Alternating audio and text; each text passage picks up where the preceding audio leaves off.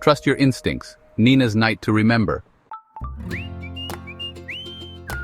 Nina wasn't new to dating apps. After a string of mediocre dates and a few too many nice guy pretenders, she'd almost given up. But Ethan seemed different. His profile painted a picture of an old-school gentleman lover of classic literature, dog dad to a golden retriever named Scout, and a self-proclaimed foodie. Their chats were thoughtful, and his voice over the phone carried an easy charm. When they met, Ethan didn't disappoint. He was polite, funny, and engaged.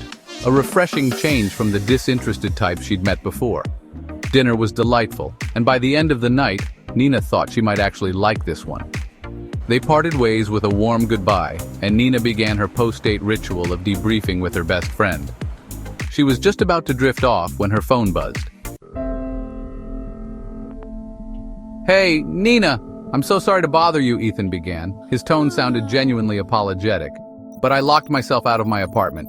I hate to even ask, but could I crash on your couch just for the night? I promise I'll leave first thing." Nina hesitated. Every bone in her body told her to say no, but something about Ethan's voice, and the kindness he'd shown earlier, made her falter. "Okay," she said finally, "but just the couch, and I locked my bedroom door." Ethan arrived looking sheepish and grateful. He thanked Nina profusely and settled into the couch with the blanket she offered. Nina retreated to her room, locking the door behind her.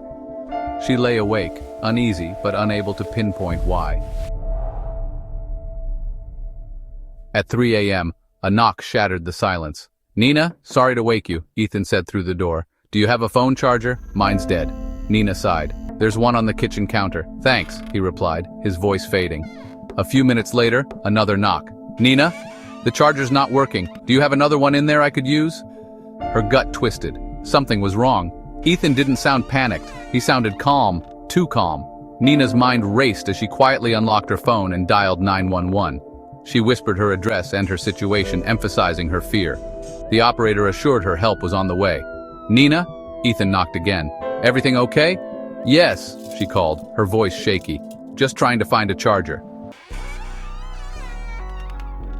She stayed by the door, heart pounding, until she heard the knock from the police. "Ma'am, it's the NYPD. You're safe. Please come out." She opened the door cautiously. Two officers stood there, their faces grave. "You might want to take a look at your living room," one said gently. Nina stepped into the hall, her stomach churning.